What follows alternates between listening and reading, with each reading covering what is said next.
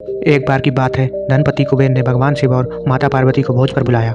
लेकिन भगवान शिव ने कहा कि मैं कैलाश छोड़कर कहीं नहीं जाता हूँ, और पार्वती जी ने कहा कि मैं अपने स्वामी को छोड़कर कहीं नहीं जा सकती। तब उन्होंने कहा कि आप हमारे स्थान पर गणेश को ले जाओ, वैसे भी उन्हें मिठाई और भोज बहुत पसंद आते हैं। तब कुबेर गणेश जी को अपने साथ भोज पर ले गए। वहाँ उन्होंने मन भरकर मिठाई और मोदक खाए।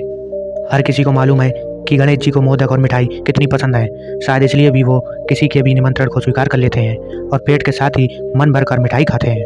वापस आते समय कुबेर ने उन्हें मिठाई का थाल देकर विदा किया। लौटते समय चंद्रमा की चांदनी में गणेश जी अपने चूहे पर बैठकर आ रहे थे, लेकिन ज़्यादा खा लेने के कारण बड़ी ही मुश्किल से अपने आप को संभाल पा रहे थे। उसी समय अचानक चूहे का पैर किसी पत्थर से लगकर डगमगाने लगा। इससे गणेश जी चूहे के ऊपर से गिर गए और पेट ज़्यादा भरा होने के कारण अपने आप को संभाल नहीं सके और मिठाइयाँ भी यहाँ वहाँ गिर गईं। यह सब चंद्रदेव ऊपर से देख रहे थे। उन्होंने जैसे ही गणेश जी को गिरता देखा तो अपनी हंसी नहीं रोक पाए और उनका मजाक उड़ाते हुए बोले कि जब खुद को संभाल नहीं सकते तो इतना खाते क्यों हो। चंद्रमा की बात सुनकर गणेश जी को गुस्सा आ गया। उन्होंने सोचा कि घमंड में चूर होकर चंद्रमा मुझे उठाने के लिए किसी प्रकार की सहायता नहीं कर रहा है और ऊपर से मेरा मजाक उड़ा रहा है। इसलिए गणेश जी ने चंद्रमा को श्राप दिया कि जो भी गणेश चतुर्थी के दिन तुमको देखेगा वह लोगों के सामने चोर कहलाएगा। श्राप की बात सुनकर चंद्रमा घबरा गए और सोचने लगे कि फिर तो मुझे कोई भी नहीं देखेगा।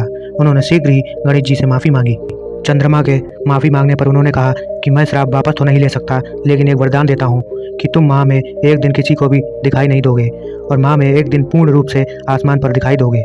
बस तभी से चंद्रमा पूर्णिमा के दिन पूरे दिखाई देते हैं और अमावस के दिन नजर नहीं आते। कुछ देर बाद जब गणेश जी का गुस्सा शांत हुआ तब उन्होंने कहा कि मैं श्राप तो वापस नहीं ले सकता, लेकिन तुमको एक वरदान देता हूँ कि अगर वही व्यक्ति अगली गणेश चतुर्थी को तुमको देखेगा तो उसके ऊपर से चोर होने का श्राप उतर जाएगा।